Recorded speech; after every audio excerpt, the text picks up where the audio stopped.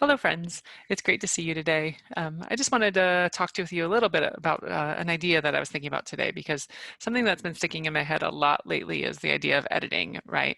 And I talked earlier about like editing and writing with the door shut, right?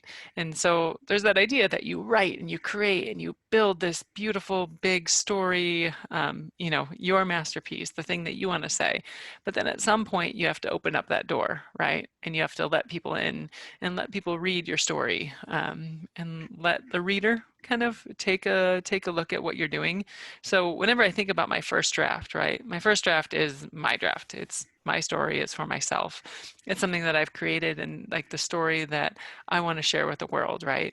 But as I go into my second draft, my third draft, then I start thinking about the reader because that draft is really for the reader. Like it's not just for you anymore. So when a reader reads like one of your stories, for example, and they say, I don't understand this part, or that dude was like super mean. And you're like, that guy wasn't mean. Like, what is she even talking about? That character like was sweet and kind and funny.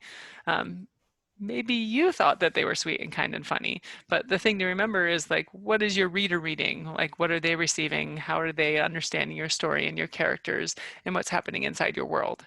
So that's that idea that like you open the door, you let your readers start reading your story, start coming into your world, right? And then you listen to their feedback, and some of it you take, a lot of it you don't, honestly.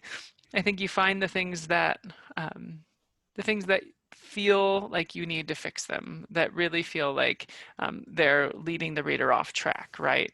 So if everybody keeps saying this one particular thing about a character and it doesn't ring true with what you wanted, then that's when you would start to make those edits.